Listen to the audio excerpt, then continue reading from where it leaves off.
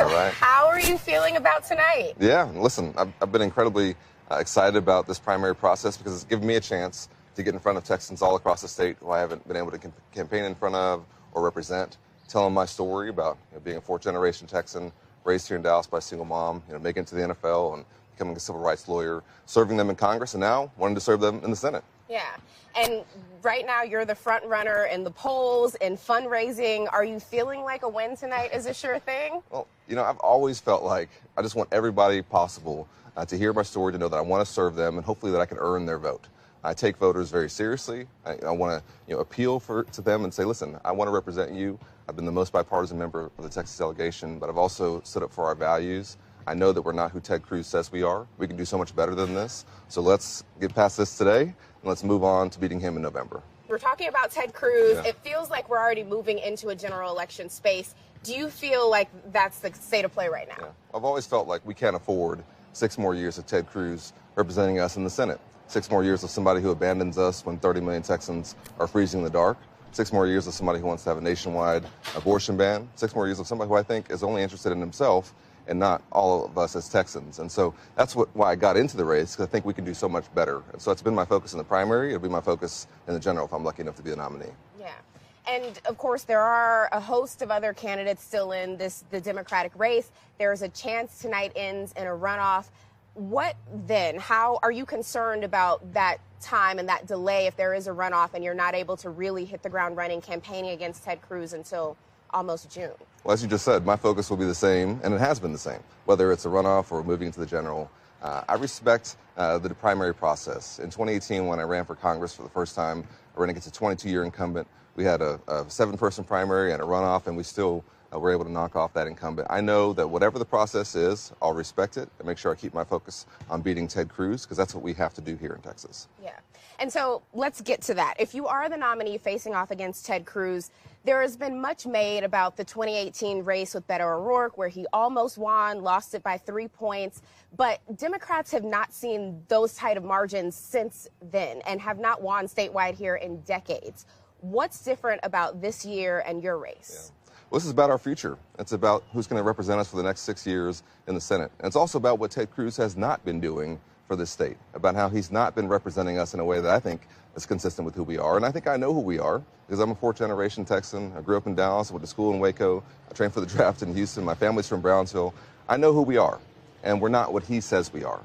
And so that's what I think Texans have to decide in this election. It won't be about the past and past elections. It's about where we go from here and how we can do that together. Do you feel like the determining factor is going to be more of how the demographics in Texas have changed, or about how Ted Cruz is uniquely beatable? Well, we're a diverse, dynamic, rapidly growing state. And I think we need a senator with fresh ideas who can bring some new leadership to the table, and somebody who hasn't been so divisive, pitting us against each other, trying to overthrow elections, trying to use every single wedge issue he possibly can, or who talks about the crisis at the border, which we do have one, but then won't solve it. And so I think that's what this is going to be about. Yes, we are an incredibly diverse state. We have to make sure that shows up at the polls, and that's been one of our challenges here in Texas. As a voting rights lawyer, I know that personally. But I also know that we just can't afford 6 more years of this kind of representation, and that's what it's going to be about. And I know you've said in the past that this race isn't necessarily about turning Texas blue. It's about beating Ted Cruz. Why isn't it about turning Texas blue? Well, because this is about me versus Ted Cruz. This is about who can represent 30 million Texans. I don't get into the kind of red-blue dynamic, I think, the same way a lot of pundits do. I don't see Texans that way. I see Texans as folks who I think are looking for somebody who's serious about them, who cares about their family. When they're sitting down at their kitchen table at night, I don't think they're thinking about whether or not we're a red or a blue state. They're thinking about who's going to be looking out for me and my family. If grandma gets sick, how are we going to send our kid to a good school? What are we going to do if our car breaks down? When you're raised by a single mom, you know that that's what those conversations are like. And those are the ones that I want folks to know that I'll represent them. And I want to talk about the diversity of the state. There are a lot of Latino voters in Texas. In recent years, Democrats have not done as well with Latino voters. I'm curious why you think that is and what your message is to those voters, particularly those along the border. Yeah. Well, my family's from Brownsville. My grandfather was a customs officer. I spent a lot of my childhood in South Texas in the Valley. I know that it's not just a place that's a political backdrop where you go to point out problems and talk about issues. It's a place where you, I think, need to help solve some of these problems. And that's been my issue with Ted Cruz, is that he can identify the fact that we do have a crisis at the border, and we have had one. But then when we have a bill in the Congress and the Senate to try and address it, he takes it down, not because of the politics, or not because of the policy, but because of the politics, because he wants to run on the issue. And I think folks in South Texas recognize that that's not acceptable, that we can't have a senator like that who just wants to have a problem but not solve it. And so I think you have to just treat folks with respect and understand that every voter in our state, whether Latino, African-American, Asian, white, we are all looking, I think, for somebody who sees us, who cares about us, who actually go to work every day for us, not somebody like Ted Cruz. But why do you think Democrats have struggled in recent years with Latino voters? Why isn't that message resonating? Yeah, I'm not sure that we have. And I know we've had some backsliding, but I think it's also just true that we have to make our pitch and that every election is a different election. And I recognize, particularly in South Texas, what makes our economy go down there. I'm going to be somebody who's going to be very good for that. I recognize that we have some issues that we do have to deal with, and I think at times maybe Democrats have been seen as not wanting to address those issues. I certainly will. I do want to have a secure border, but I want to do it in a humane way that's consistent with our values, which I think is the opposite of the approach that Ted Cruz would take. But this is going to be a unique election, not about the past. It'll be about me, hopefully, versus Ted Cruz, and our very differing visions for where this state can go and who we are. And State Senator Roland Gutierrez his campaign has suggested that Latino voters would be more apt to vote for a Latino candidate. Do you agree? I've always rejected identity politics. I serve a congressional district that if it was just based on identity politics, I would have never been elected in it, right? And so I think that for us, both as Democrats and as Texans, we have to build coalitions that reflect our diversity, that are about who we are as a state, and that we don't try and pit groups against each other, or pit folks against each other. And I've always rejected that. I reject it when Ted Cruz does it. I reject it when anybody else does it as well. And I'm wondering if you feel like the conversation that has happened in the past among Democrats about abolishing ICE and sort of some of the border politics, I guess I'm wondering if you feel like that has hurt Democrats in terms of talking about immigration and being able to voters to feel like they can trust them on that issue. Maybe. I don't know. I know I'm a different candidate, and I know that I've always been serious about when there's an issue that we should try and address it. And I've recognized, and I've said for some time, that we do have a crisis at the border. I'm not unwilling to criticize my own party in that regard. I think we have to respond to it. Where I think we have, in Texas, have to have a serious conversation is what does that response look like? Because I don't think it has to be about barbed wire and being inhumane. I don't think that's who we are. My grandfather was a customs officer, which meant that he handled the flow of goods and folks across the border in Brownsville. And I know that we've always had some of these dynamics, but we don't have to do it this way. It can be much more orderly. We can have many more resources devoted to it. We can approach it, I think, from a serious perspective, but we don't have to do it in a brutal way. And that's what Ted Cruz wants to do. And I want to show Texans that there's another way to secure the border, yes, but to do it consistent with our values. And so I want to figure out sort of where you fit into the national conversation. Both President Biden, former President Trump were both at the border last week. You had Biden blaming Republicans for torpedoing that bipartisan deal in Congress. And then you had former President Trump saying that Biden could do more with executive action. How do you see it? Yeah. Well, listen, I've been willing to be critical, certainly, of my own party in this regard. As a Texan, I recognize that when we don't act at the federal level, the burden of that falls on our border communities here in Texas. It falls on really our whole state. And so I know we have to respond. But I also don't think that it's as simple as saying something like, let's just build a wall or trying to go to simple one-liners.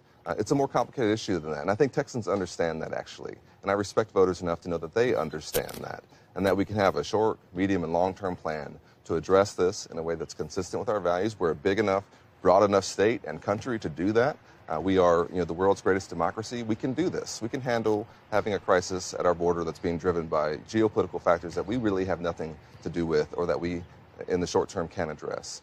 But to me, it has to be a real conversation, one that's not just simplified into talking points. So, in your view, what are the issues and what do you feel like are the solutions? Where do we start? Yeah, well, in terms of immigration, certainly we have to start with dealing with the asylum process, processing folks much faster, changing that process so that folks, I think, when 90% of them are going to be rejected 9 years from now, that we speed that up much more rapidly. And then we do have to know who's coming in, and particularly addressing things like fentanyl, which is a very serious issue here in our state and across the country. But the medium and long-term plans have to be around a comprehensive immigration reform that makes our legal immigration system work which is actually contributing in part to the folks showing up at the border who don't know how to legally immigrate because it's so difficult to understand the process, and the process is broken. And so we have to fix the legal immigration system as well. And in the long term, we have to try and stabilize as much as we can some of the countries and some of the factors that are driving so many of these folks to come to our southern border, whether that's providing better pathways to try and seek asylum or try to seek coming to this country, or trying to stabilize it so they don't feel so desperate in their own country that they have to leave. And that's a serious conversation about it. It doesn't fit on a bumper sticker, but it's a serious conversation about that would actually help solve the problem. Yeah. And the reality is, if you're on the ballot in November, Biden is going to be the Democrat at the top of that ticket. Immigration is going to be a huge issue. We've seen the polling on what party people think can handle immigration better. Do you view Biden's border policies as a liability for a Democrat running here in Texas? I think we have to address it. But let's be clear, we have a lot of other issues in Texas as well.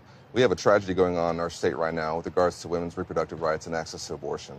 26,000 women have been given birth to their rapist child in this state since this abortion ban passed. We've seen women like Kate Cox and Dr. Austin Denard, who's my State of the Union guest, actually, who are mothers of two who had to flee their state because they had the news that we all hope we don't get. My wife and I have had 2 baby boys here in Dallas in the last 5 years. It's a difficult process. It's a small room in that when you're in there with your doctor. There's no room for folks like Ted Cruz in that small room when you're making those decisions. And so we have to restore that right. And I'm running a campaign about freedom and restoring our freedoms, particularly access to an abortion, protecting our democracy, the freedom that if you work hard and play by the rules, you should be able to get ahead. Those are all the issues that we're facing here in Texas. And they're not just national issues. They're specific to us because what's happening here in Texas is really a disaster, and we have to address it.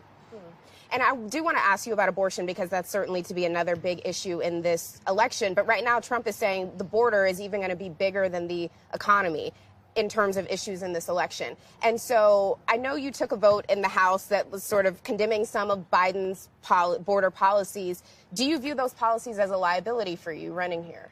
I don't see it that way. I see it that I was saying we need to get some urgency around this. And I thought the status quo was unacceptable. And I did, and I do. And so I think we've had some response to that. And I think we're going to see, both from the administration, but also certainly in the Congress, we are now trying to address this problem. And it's been folks like Ted Cruz and Donald Trump who are saying, no, don't fix the problem. We want to run on that in November. And I think that's just so cynical. And I think folks see right through that. And I think they're going to understand that in an election, this is about choices. It's about who's actually going to try and help you and your family. That's what folks are really planning and I think thinking about. And when you have a senator like Ted Cruz who says this is the biggest issue facing our state, but then won't address it, then it's time for you to go. And we need to just let somebody else get in there who actually will. And that's what I want to do. And as you think about what it's going to take to win, if you are the nominee and moving into November, do you plan to campaign with Biden here?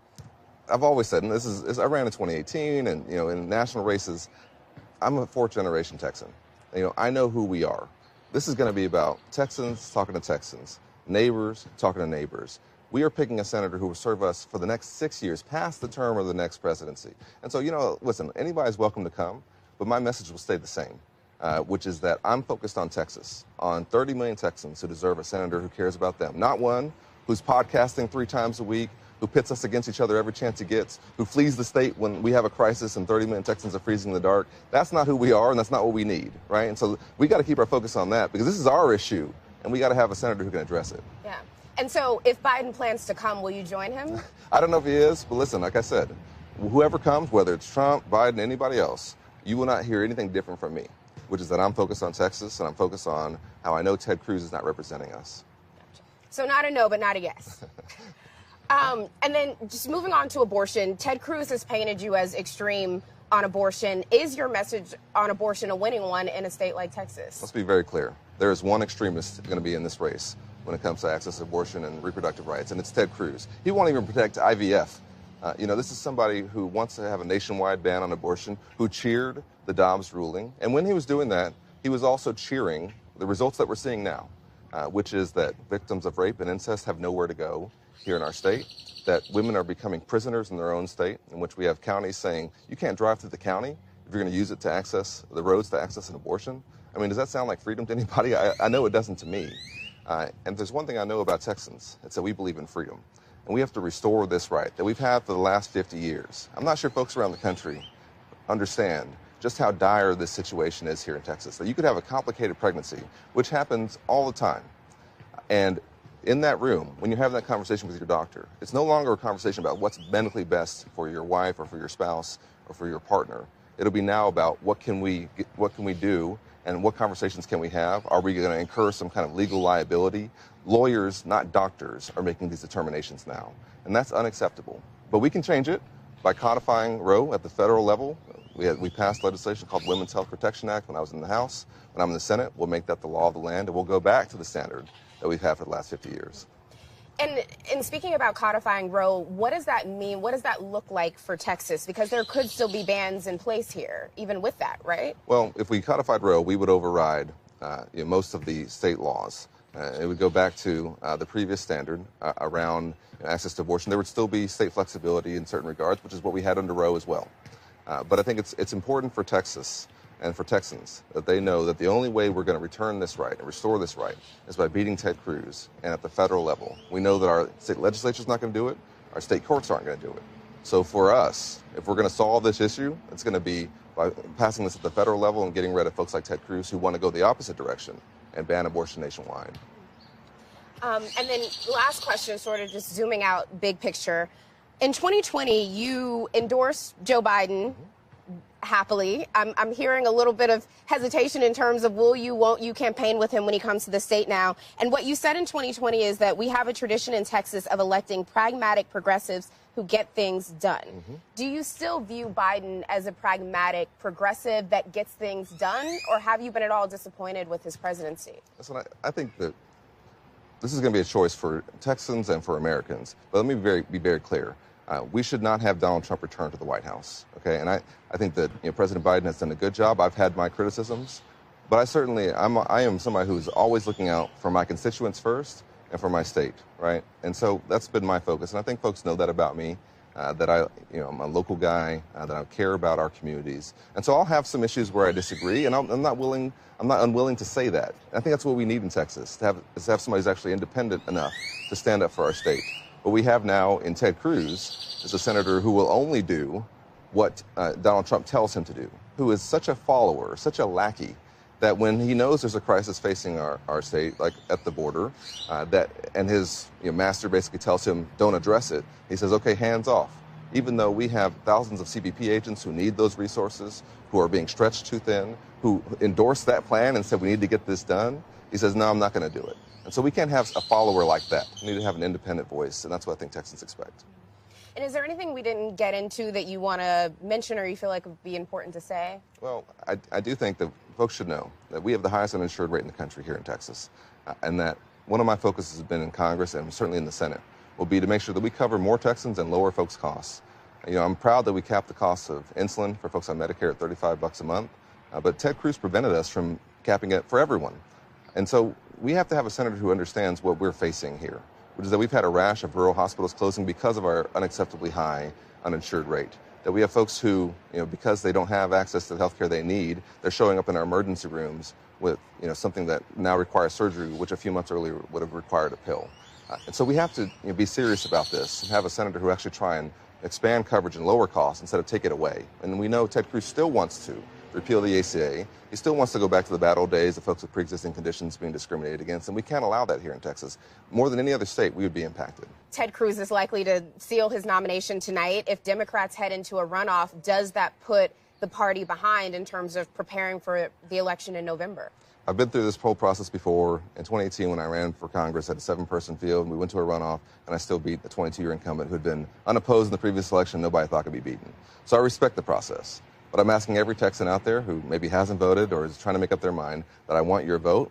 I want to represent you in the Senate. I will beat Ted Cruz, and I'll bring us back together. And let me ask, just bottom line, given that Democrats have not won here statewide in decades, what makes you think you can do it this year?